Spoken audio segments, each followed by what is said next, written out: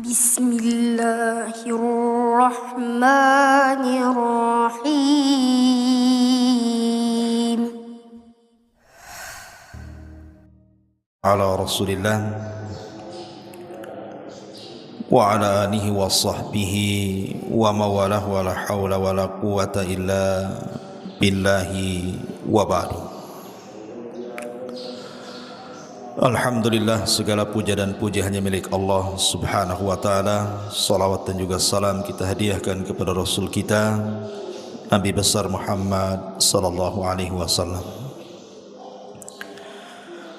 Kajian di pagi hari ini kita akan membahas surat Al-Ahzab ayat 56 tentang makna daripada kalimat as-salat dan juga as-salam. Artinya kita membahas tentang makna di balik salawat kepada Nabi sallallahu alaihi wasallam. Pembahasan ini penting sekali karena sering di antara kita ini ketika bersalawat kepada Nabi sallallahu alaihi wasallam tidak paham apa makna salawat itu. Dan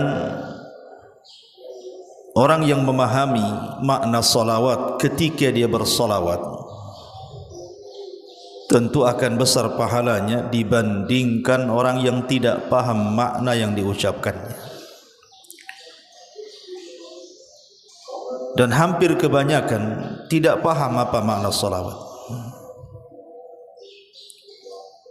Makanya pagi hari ini kita akan membahas apa makna salawat yang sering kita ucapkan kepada Nabi sallallahu alaihi wasallam supaya ketika kita bersalawat betul-betul memahami sehingga bisa merenungkan.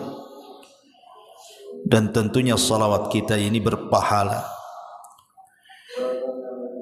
Disebutkan dalam surah Al-Ahzab ayat 56. Allah subhanahu wa ta'ala mengatakan, innallaha wa malaikatahu yusalluna ala nabi ya ayyuhalladzina amanu sallu alaihi wa sallimu taslima. Allah subhanahu wa ta'ala berfirman di sini, wahai orang-orang yang beriman, sesungguhnya Allah subhanahu wa ta'ala dan para malaikatnya mereka bersalawat atas nabinya. Wahai orang-orang yang beriman, bersalawatlah kalian atas beliau dan ucapkanlah salam dengan sebenar-benar salam kepada beliau. Ma'asyiral muslimin yang dimuliakan Allah subhanahu wa ta'ala, di dalam ayat ini ada dua kata yang harus kita pahami. Pertama, kalimat yusallun, bersolawat. Dan yang kedua kalimat wasallimu taslima, dan ucapkanlah salam. Apa makna salawat dan apa makna salam? Karena sering kita membaca kalimat Allahumma salli ala Muhammad, atau kalau kita membaca hadis Nabi sallallahu alaihi wasallam, kita sering mengatakan qala Rasulullah sallallahu alaihi wasallam. Apa kalimat salawat dan apa kalimat salam ini? Ma'asyiral muslimin yang dimuliakan Allah subhanahu wa ta'ala, disebutkan oleh para ulama tentang makna as-salatu ala nabi, salawat kepada Nabi. Di antara pendapat jumhurul ulama, mayoritas para ulama, yang dimaksud salawat kepada Nabi artinya, salawat di sini artinya ar-rahmatu, di mana Allah subhanahu wa ta'ala akan menurunkan rahmatnya kepada Nabi. Adapun salawatnya para malaikat maksudnya adalah memintakan ampun akan dosa-dosanya. Tetapi sebagian ulama yang lain mengatakan, dan itu salah satu pendapat daripada Al-Imam Ibn Utsaimin rahimahullahu ta'ala, dan tentunya ulama salaf sebelumnya mengatakan, dan ini pendapat yang rajih wallahu alam, yang dimaksud salawat di sini artinya as-sana fi mala'il a'la, as-sana'u alaihi fi al-mala'il a'la. Jadi ketika kita bersalawat kepada Nabi sallallahu alaihi wasallam artinya kita meminta kepada Allah. Kita yang meminta kepada Allah agar Allah Subhanahu wa taala memuji Nabi kita Muhammad sallallahu alaihi wasallam di hadapan para malaikat yang ada di langit sana. Maknanya Allah Subhanahu wa taala agar memuji Nabi sallallahu alaihi wasallam, agar memuliakan Nabi sallallahu alaihi wasallam, agar meninggikan Nabi sallallahu alaihi wasallam di hadapan para malaikat yang ada di langit, di hadapan Jibril, di hadapan Mikail, di hadapan Israfil, di hadapan Malakul Maut, di hadapan Hamalatul Arash, dan seluruh malaikat yang ada di langit. Kita meminta kepada Allah agar Allah memuji Nabi kita Muhammad sallallahu alaihi wasallam di depan makhluknya yang ada di langit sana. Adapun kita sering mendengar hadis Nabi sallallahu alaihi wasallam dari Anas ibn Malik radhiyallahu an, Nabi sallallahu alaihi wasallam bersabda, "Man shalla alayya salatan wahidatan sallallahu alaihi ashra salawatin wa qutta anhu ashra khati'at." Dari Anas bin Malik radhiyallahu an, Nabi sallallahu alaihi wasallam bersabda, siapa yang bersalawat kepadaku satu kali saja, maka Allah akan bersalawat kepada dia 10 kali bersalawat. Apa maknanya? Jadi kalau kita mengucapkan Allahumma salli ala Muhammad, maka Allah Subhanahu wa taala akan memuji kita di hadapan para malaikat-malaikat yang ada di langit sana. Jadi Allah Subhanahu wa taala akan katakan kepada para malaikat bahwa fulan ibn fulan telah bersalawat kepada nabinya, maka aku memuji dia, aku memuliakannya dan menyebutkan kebaikannya di hadapan para malaikat yang ada di langit sana. Hanya semata-mata bersalawat kepada Rasul satu kali saja, maka Allah akan memuji kita di langit sana 10 kali pujian. Anda bisa bayangkan, seandainya ada pemimpin negara, anggaplah di negeri kita sekarang Pak Jokowi jadi presiden, entah siapa lagi setelah Pak Jokowi nanti, memuji-muji kita di hadapan seluruh rakyat Indonesia.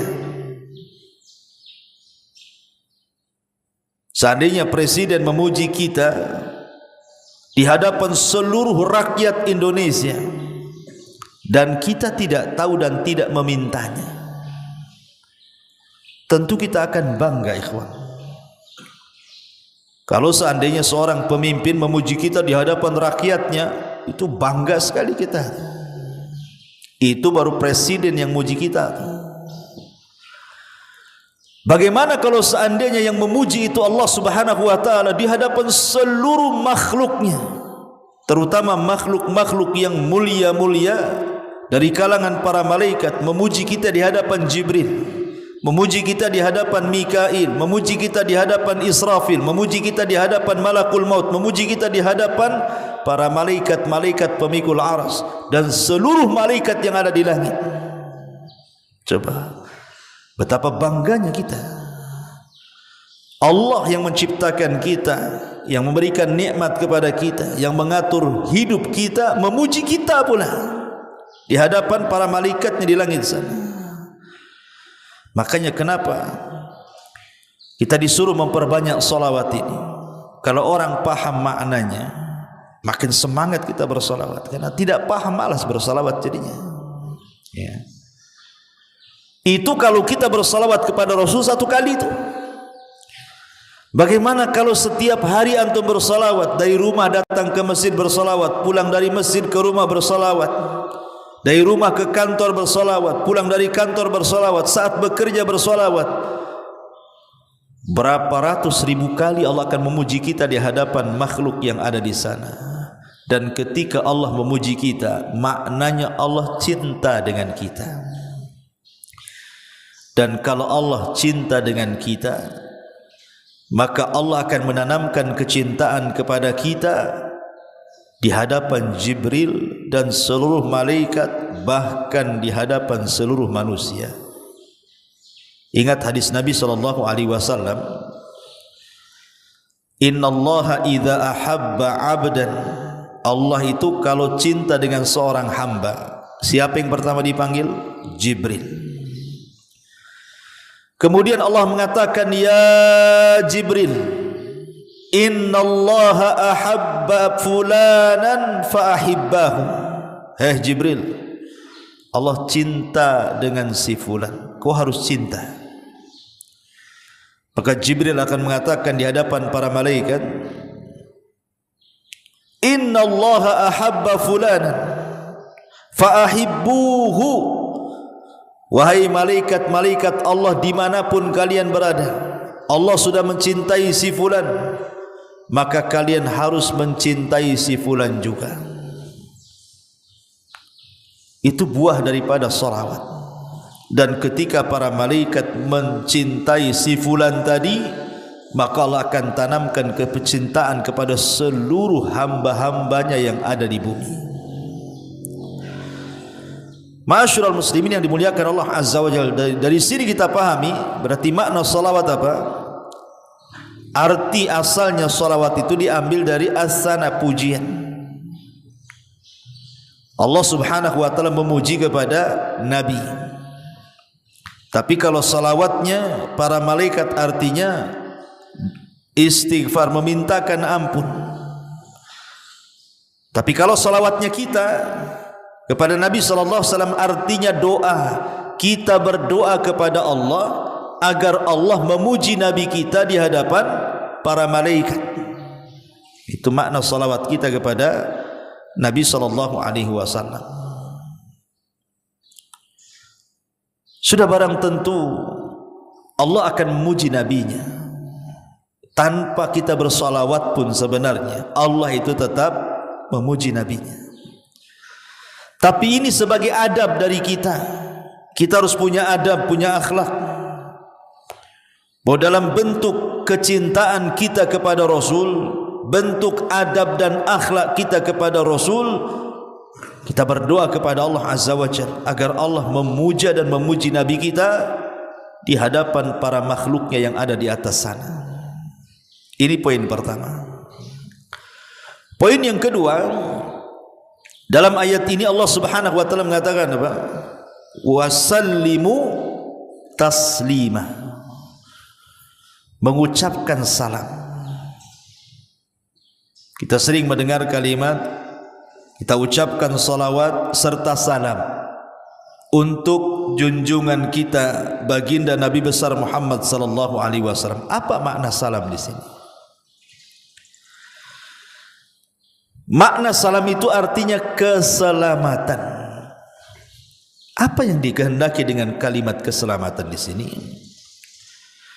Maksudnya kita berdoa kepada Nabi sallallahu alaihi wasallam, kepada Allah Subhanahu wa taala agar Allah menyelamatkan nabi kita, baik secara hissi ataupun maknawi.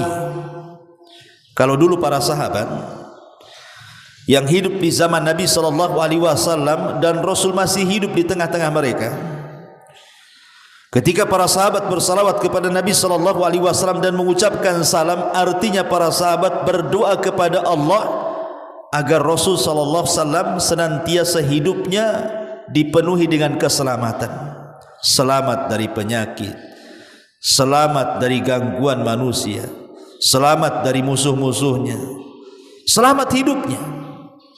Itu kalau sahabat yang hidup di zaman Nabi. Masalahnya kan Nabi SAW sudah meninggal dan sudah dikubur dan sekarang berada dalam kubur. Apa maknanya kalau kita kemudian mengucapkan selamat, keselamatan, berdoa kepada Allah Azza wa Jalla, ya Allah selamatkan Nabi kita, dan Nabi kita dalam kuburannya? Apa maknanya? Maknanya kita meminta kepada Allah keselamatan untuk Rasul kita. Jangan sampai jasadnya Nabi kita disakiti orang lain, didekati, dicuri, karena upaya-upaya ini sudah ada. Walaupun memang Nabi SAW yang mengatakan bahwa Allah itu akan menjaga jasad para nabi. Sebagaimana hadis Nabi SAW mengatakan, innallaha harrama 'alal ardi an ta'kula ajjasal anbiya. Allah itu akan haramkan kepada bumi untuk tidak memakan jasadnya para nabi. Para nabi itu, kalau seandainya Allah takdirkan antum menggali kuburan nabi, maka jasad nabi itu akan utuh sebagaimana ketika dia meninggal.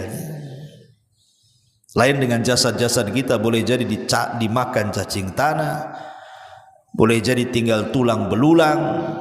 Tapi kuburan Nabi SAW, kalau Allah takdirkan ada orang yang gali, maka kita akan lihat jasadnya Nabi utuh, karena Allah haramkan untuk memakan jasadnya para nabi. Lihat Sulaiman ketika dia meninggal di singgasananya, jin-jin yang bekerja itu disangka Sulaiman masih hidup tuh, karena tidak dimakan tanah masalahnya, tidak membusuk, tidak bau dan begitu seterusnya, sehingga jin-jin itu masih bekerja. Ketahuannya Nabi Sulaiman mati itu setelah tongkat yang dipegangnya dimakan rayap, kemudian habis tongkatnya, kemudian tidak ada lagi untuk sebagai pemegangnya supaya tidak roboh. Maka ketika tongkat itu kemudian habis dimakan rayap, Sulaiman pun roboh. Baru jin-jin itu tahu. Ya, kita tidak ragukan bahwa para nabi itu jasadnya tidak dimakan oleh bumi, tetapi ada memungkinkan jasadnya diambil, jasadnya disakiti. Makanya ketika kita bersalawat kepada Nabi SAW, kita meminta kepada Allah Subhanahu wa taala untuk menjaga jasad Nabi kita, jangan sampai ada yang menyakitinya. Saya akan sebutkan beberapa upaya yang pernah dilakukan orang-orang yang kurang adab kepada Rasul. Di masa Al-Hakim bi Amrillah Al-Ubaidi, salah seorang zindik, pernah mengusulkan untuk menghadirkan jasad Nabi SAW dan dibawa ke Mesir. Itu saat pemerintahan orang-orang Syiah. Ada seorang hakim bi Amrillah, namanya Hakim bi Amrillah Al-Ubaidi. Itu mengusulkan bagaimana kalau seandainya kita ambil aja jasad Nabi yang ada di Madinah itu, dibawa ke Mesir, ya. Maksudnya untuk menarik perhatian manusia kepadanya sebagai pengganti Madinah, kononnya begitu. Karena kita tahu bahwa pemerintahan Syiah Fatimiyah itu beratus-ratus tahun berdiri di Mesir, sehingga merasa menguasai dunia. Orang-orang Syiah Fatimiyah ini berniat untuk mengambil jasad Nabi sebagai pengganti kota Madinah. Mesirlah sebagai penggantinya. Ini pernah terjadi, ya. Tetapi apa yang terjadi ketika mereka mulai memerangi penduduk Madinah? tiba-tiba Allah Subhanahu wa taala kirim angin ke Madinah dan hampir terjadi gempa yang luar biasa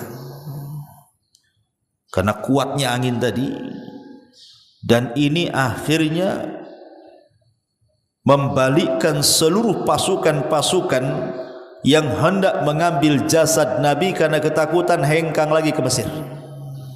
Ini pernah terjadi. Ini satu kisah. Yang kedua, pada masa kekhilafahan Al-Ubaidi juga, dia mengutus orang untuk tinggal di sebuah rumah dekat dengan Masjid Haram Madani, Masjid Nabawi. Jadi dia mengutus orang, disuruh sewa rumah, yang rumah itu berdekatan dengan Masjid Nabawi, dekat kuburan Nabi. Siapa ini? Si Khalifah Ubaidi ini. Kemudian disuruh untuk menggali terowongan dari rumahnya menuju kuburan Nabi, itu dibuat terowongan, maksudnya mau diambil jasadnya. Ya. Ma'asyiral muslimin yang dimuliakan Allah Subhanahu wa taala. Tiba-tiba penduduk Madinah ini mendengar ada suara yang memanggil-manggil di tengah malam bahwa Nabi kalian akan digali kuburannya. Suara ini misterius. Entah dari mana suara ini, tapi suara ini didengar oleh penduduk Madinah dan mengatakan bahwa kuburan Nabi kalian akan digali dan diambil jasadnya. Oh, serentak kemudian manusia pun berdatangan dan mulai menyelidiki apa betul. Ya. Subhanallah. Ketika mereka sedang menggali, orang-orang Ubaidi ini menggali terowongan sampai ke hampir dekat dengan kuburan Nabi SAW. Akhirnya mereka pun ketahuan. Lalu orang-orang pun membunuh mereka semua. Dan ini terjadi pada tahun 408 Hijriah. Artinya sudah ada upaya-upaya pengambilan jasad Nabi SAW. Ini kisah kedua. Kemudian juga disebutkan kisah yang ketiga, sejumlah orang-orang Nasrani. Justru ini, kalau tadi orang-orang Syiah Fatimiyah, ada orang-orang Nasrani yang mereka suka mencuri dan merampok, khususnya kafilah jemaah haji yang kemudian hendak pergi haji. Ini orang-orang Nasrani jahat ini selalu menjadi quta'ut turuq, menghadang orang kemudian mengambil barang-barangnya. Entah pikirannya gimana ceritanya orang-orang Nasrani jahat ini. Tentu oknum ini ya. Mereka berniat untuk menggali kuburan Nabi. Ada niat untuk menggali kuburan Nabi SAW. Dan mereka ngobrol terang-terangan gitu ya. Setiap ada orang jemaah haji yang dirampok dia itu, dia akan ngomong, saya akan gali kuburan Nabi kalian, saya akan gali kuburan Nabi kalian. Mengancam seperti itu. Kemudian mereka betul-betul menyeberangi laut menuju Madinah. Jadi mereka bukan hanya niat saja dan menakut-nakuti orang-orang itu, tapi mereka ini, kafilah orang ini betul-betul berangkat menyeberangi lautan menuju kota Madinah. Tetapi Allah Subhanahu wa taala tentu tidak menghendaki nabinya disakiti. Tiba-tiba kemudian mereka pun dibuntuti oleh tentara dari Mesir, tentara kaum muslimin, dan dihujani peluru. Akhirnya kemudian mereka tertangkap, sebagiannya ditawan dan sebagian dihukum mati. Dan kisah-kisah seperti ini juga terjadi kepada kuburan Abu Bakar dan Umar. Ada orang yang berniat, sekitar 40 orang laki-laki, malam-malam itu mereka mencari rumah di dekat Masjid Nabawi juga tuh. Kemudian menggali terowongan tuh. tetapi kemudian niatnya pun digagalkan oleh Allah Subhanahu wa taala. Intinya bahwa upaya-upaya untuk mengambil jasad Rasul semua digagalkan oleh Allah Azza wa Jalla. Lah makna ketika kita mengatakan salawat dan juga salam, makna salam di sini meminta kepada Allah keselamatan. Keselamatan apa? Keselamatan agar jasad Nabi kita ini jangan disakiti orang. Ini makna kalau kita bersalawat kemudian mengucapkan salam. Makna yang kedua artinya kita berdoa kepada Allah Azza wa Jalla, meminta keselamatan kepada Allah agar ajaran Nabi sallallahu alaihi wasallam sepeninggalnya sampai hari ini diselamatkan dari penyimpangan. Agar petunjuk-petunjuk Rasul, sunnah-sunnah Rasul, ajaran-ajaran Rasul yang sampai kepada kita dijaga dari orang-orang yang hendak menyimpangkan sunnah-sunnah tersebut. Itu makna kita bersalawat dan juga mengucapkan salam. Itu makna salam di sini. Atau kata para ulama, ketika kita mengucapkan salam, keselamatan, doa keselamatan kepada Rasul, maknanya kita meminta kepada Allah kelak pada hari kiamat Nabi kita Muhammad sallallahu alaihi wasallam diselamatkan. Tadi saya sudah katakan, tanpa kita mengucapkan doa keselamatan kepada Rasul, Rasul tetap selamat. Bahkan dia yang mendoakan kita saat kita meniti titian siratal mustaqim, Allahumma sallim salim, ya Allah selamatkan umatku, ya Allah selamatkan umatku. Tapi kenapa kita disuruh untuk berdoa keselamatan agar Rasulullah SAW selamat di akhirat? Sekali lagi, tanpa berdoa keselamatan pun Rasul selamat. Tapi ini bentuk kecintaan kepada Rasul, bentuk adab dan akhlak kita kepada Rasul. Kita berdoa agar Rasul sallallahu alaihi wasallam selamat di akhirat. Bukan berarti Rasul kalau kita tidak mengucapkan keselamatan Rasul tidak selamat. Tidak, tanpa kita tidak mengucapkan sekalipun Rasul tetap selamat. Karena Nabi sallallahu alaihi wasallam dijamin oleh Allah Azza wa Jalla, dosanya di dunia saja diampuni, yang telah, yang sedang dan yang akan datang. Secara otomatis di akhirat pun dia akan selamat. Bahkan di tangannya syafaatul uzma, syafaat. Jadi kita mengucapkan keselamatan kepada Rasul itu dalam bentuk adab, dalam bentuk akhlak kita kepada Nabi sallallahu alaihi wa ala alihi wasallam. Inilah makna salawat dan juga salam yang terkadang orang tidak paham ketika mengucapkan kalimat bersalawat kepada Nabi sallallahu alaihi wasallam. Padahal kalau kita paham makna salawat, tentu kita akan terangsang untuk memperbanyak salawat lagi. Tapi ketika kita tidak paham makna di balik salawat, walaupun mungkin sebagian para ustaz sudah menjelaskan keutamaannya, ya, keutamaan bersalawat itu Allah akan bersalawat kepada kita 10 kali. Allah akan mengabulkan doa-doa kita, Allah akan menghilangkan penyakit kita, Allah akan menghilangkan kesulitan kita, dan banyak macamnya faedah-faedah bersalawat. Tapi kalau tidak paham isi maknanya, terkadang kita lalai.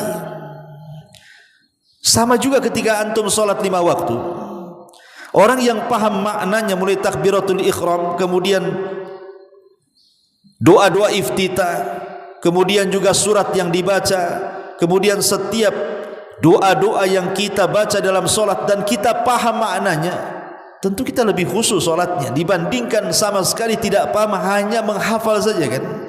Lah solawat juga sama. Kalau hanya bersolawat saja tak paham maknanya, ya lewat gitu saja. Tapi kalau kita bersolawat paham maknanya, berarti kita ini mengucapkan sesuatu dengan ilmu. Dan beda mengucapkan sesuatu tanpa ilmu dengan mengucapkan sesuatu dengan ilmu. Sama beramal sesuatu dengan ilmu dan beramal sesuatu tanpa ilmu. Ada 2 orang solat, yang satu mulai takbiratul ihram sampai dia salam betul-betul berilmu, Memang dia pelajari macam mana takbiratul ihramnya Nabi, macam mana iftitahnya Nabi, macam mana rukunya Nabi, sujudnya Nabi, bacaannya Nabi, apa saja yang harus dibaca, mulai gerakan sampai salam, mulai bacaan sampai zikir.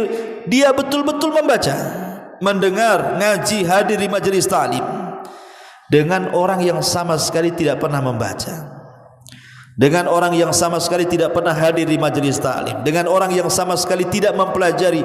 Dia hanya solat, ya solat gitu saja. Nengok orang takbir ikut takbir, nengok orang berdiri ikut berdiri, nengok orang baca itu ikut baca itu, nengok orang salam ikut salam. Maka ulama mengatakan yang pertama, solatnya dari mulai takbiratul ihram sampai salam bukan hanya menggugurkan kewajiban, tapi membawa pahala. Tapi yang kedua, tidak dapat pahala walaupun menggugurkan kewajiban. Kan rugi jadinya. Sepanjang solat kita nggak dapat pahala, ya gugur kewajibannya, betul. Lah apa kemudian juga akan berlaku kepada salawat.